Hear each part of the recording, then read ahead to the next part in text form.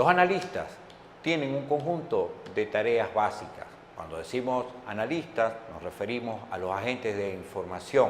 Dentro de las tareas básicas del analista de la información está identificar los requerimientos de información exactos. ¿Qué necesita concretamente la organización para seguir operando y funcionando? Necesita planear cada detalle de obtención de la información para que esta obtención sea útil y sea oportuna. Necesita colectar toda la información posible a través de las fuentes diseminadas dentro de lo que es el conjunto de sus redes. Recordemos que buena parte de esta información puede significar la existencia o no de un procedimiento futuro que garantice incluso la propia supervivencia de la organización. El analista, dentro de sus tareas, tiene la integración de su persona al patrón de actividades de los adversarios. Aquí establecemos los procedimientos de infiltración, de relaciones, de manipulación inclusive. Hay muchos procedimientos de inteligencia que se basan en manipulación, en ocasiones, de ciertos requerimientos, necesidades de las fuentes, emociones de las fuentes. Desafortunadamente, para la supervivencia de algunos estados, de algunas organizaciones, en ocasiones se ha apelado a este requerimiento. Pero obviando ese tipo de actividades, siempre el agente de inteligencia debe tener la pericia de integrarse al patrón de comportamiento de aquel adversario o de aquellas organizaciones consideradas como adversarios o amenazas para la propia instalación. También son tareas del analista la preparación y elaboración de ese informe final y la utilidad básica que puede tener la acción de inteligencia.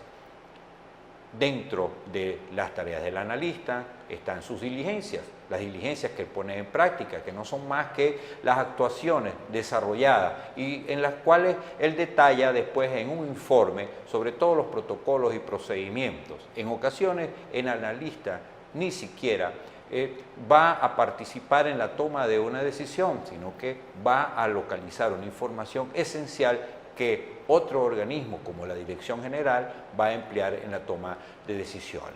Algunos aspectos básicos que tienen las diligencias de los agentes de inteligencia es establecer claramente el lugar, la fecha y la hora donde obtuvo la información, narrar la hora y fecha de esa diligencia, cuál era el objetivo perseguido cuando aplicó esa inteligencia, qué acciones emprendió para obtener la información. Si existe una lista de testigos presenciales, tomarla en consideración, datos, registros, matrículas sobre vehículos, otro tipo de unidades o equipos que se encuentren presentes en el momento de la realización del proceso de inteligencia. ¿Qué resultado final obtuvo con la aplicación del protocolo de inteligencia? Las observaciones que él hace sobre el elemento analizado y los datos básicamente de él cuando va a entregar este informe de inteligencia. Esto, claro está, cuando se trata de informes de inteligencia de naturaleza corporativa, que deben guardar las debidas formalidades. La aplicación de técnicas de entrevistas que no son más que la formulación de preguntas a todas aquellas personas consideradas fuentes. Debe haber un registro y un resumen de este tipo de actividades. Perseguimos con una entrevista, en principio, tener un conocimiento cierto del hecho analizado, identificar a todos aquellos involucrados dentro de ese hecho que estamos analizando y que posiblemente va a afectar la seguridad de la instalación. Definir el modus operandi de todos los adversarios o los relacionados con el supuesto hecho, recuperar objetos que hayan sido extraviados, tomados, hurtados de la organización, descubrir otro tipo de desviaciones. Siempre este tipo de análisis, de observación, de estudios de inteligencia pueden dar como resultado el descubrimiento de más de un tipo de hecho, de desviación o de interferencia ilícita contra las organizaciones. producir constantemente inteligencia es el objetivo también de la entrevista. Recordemos que en todo evento, especialmente en características dolosas contra la instalación, los niveles de perpetración es fundamental discriminarlos para lograr una buena apreciación, un buen informe y que tenga el verdadero impacto dentro de la instancia correspondiente en donde se pretenda esgrimir tales informes. Los analistas o las organizaciones de hoy tienen una cantidad de retos importantes planteados desde el punto de vista de la aplicación de las técnicas de inteligencia corporativa.